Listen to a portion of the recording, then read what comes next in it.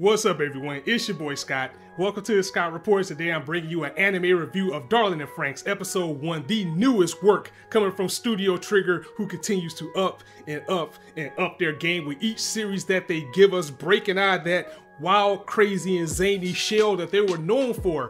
But ever since they started expanding their horizons, they have just been getting better and better and better, you know, from Kill la Kill to Little Witch Academia to Kiznaiver, just something different that you would usually expect from this studio, and they've been doing a very good job now taking the reins of a mecha series, because technically Gurren Lagann wasn't Trigger, that was Gainax, even though a lot of people from Gainax are now with Trigger, or however that works. So you really can't count Gurren Lagann, but this is also a good thing for Darling and Franxx as well, because just like how Gurren Lagann introduced a lot of people who probably wasn't receptive to the mecha genre because of things that may be a little bit too intimidating, like Gundam or Evangelion, they have that chance again with Darling and Franxx, with the reputation that they have among the newest anime viewers and what they can bring to the table, because mecha is a really hard genre to get into because you can only do so much, and there's not too many things in the mecha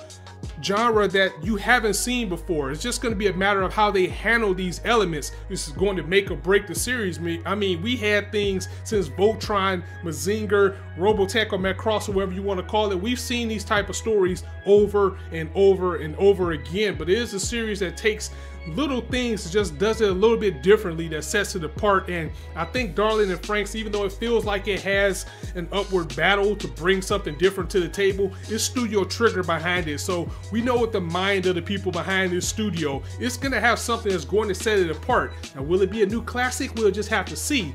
But that's going to all depend on how the story flows. We got 24 episodes for this series, so that's going to be a long way to go. And with them already having 24 episodes under the belt, it's safe to say that they may just know what they're doing with this already. So we'll just have to see how the pacing goes. As far as the first episode goes, it actually felt a little bit fast paced. I mean, we did get introduced to our characters, and we got introduced to the standard mecha type of episodes, especially for an intro, where the main characters meet, or your pilots meet, and then by the end of it we get a badass battle showing that once the true potential is locked, there will be no stopping them. But what sets Darling and Franxx apart is that we're going to be dealing with two people here, and again, it's going to be very hard to talk about this series while comparing it to other things because there's so many good things out there. Like, for example, Pacific Rim is what I think about when we deal with these machines called Franxx that needs both a male and female partner. Even though in Pacific Rim you didn't need a male and female, but what I'm saying is you needed two people to pilot this thing to its full potential. And these pilots are also called parasites. Now, why exactly they're called parasites, we don't know yet. I mean, they're just getting into it. It's just episode 1. But the two characters that we're dealing with is, the guy's name is Hero, or 016, and the female's name is 02. She calls herself 02. They just have numbers. They're pretty much expendable. And in order to pilot these Franxx, they use children. So I'm pretty sure it's going to be something dark behind that as far as why children are used. And again, this is something that we've seen in Evangelion. If you're not familiar with that series, perhaps it's something like maybe they reach their potential when they get to that point, because we did see an older pilot in this episode as well who used to be the former pilot of 02. But why in particular the children are used, I think that's going to be more of the meat of the story. And also the fate of the parasites, because our main character Hero, he's a failure. He's a failed project. He failed his pilot test. And no one knows the fate of what happens when you fail a test. I mean, do they get sent off somewhere? We just don't know where it is. Hopefully it's not to die, but I kind of got a feeling that it is. That's why they're keeping it so in secret and that nobody knows what happens to them. We're also inside of this dome type of world, so maybe they just get shot outside the dome and they die or something. We don't know. We'll just have to find out later.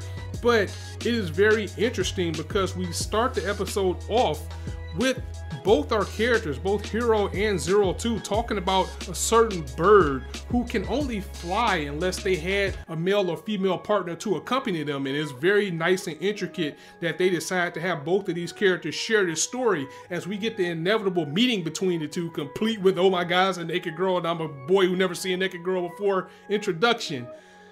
But it's a lot of things in this series. It just feels like it's an amalgam of a lot of things coming together. It's just some of the shots that they use remind me of, you know, the 01 and 02 units of Ava, how they were used and how they looked. Some things remind me of Gundam, down to the uniforms that the characters have from the Federation and Zeon, and even 02 herself being clad in red. It kind of reminds me of Char Aznable right now as far as how she looks, and she holds a secret that I'm not going to spoil because this is the first episode. It's more of a first impression type of thing.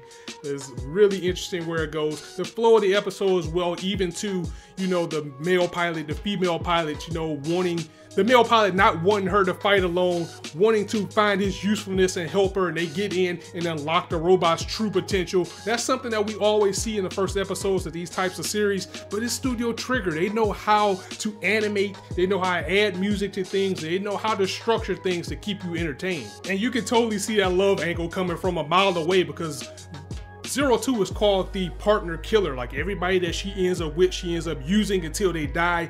You already know that Hero is going to be the perfect match for her, becoming her darling in Franxx, which we get the title drop from. Well, not necessarily a title drop, but you know, the robot is called Franxx. She calls her partner her darling, and once they get together, we get the meaning of the title.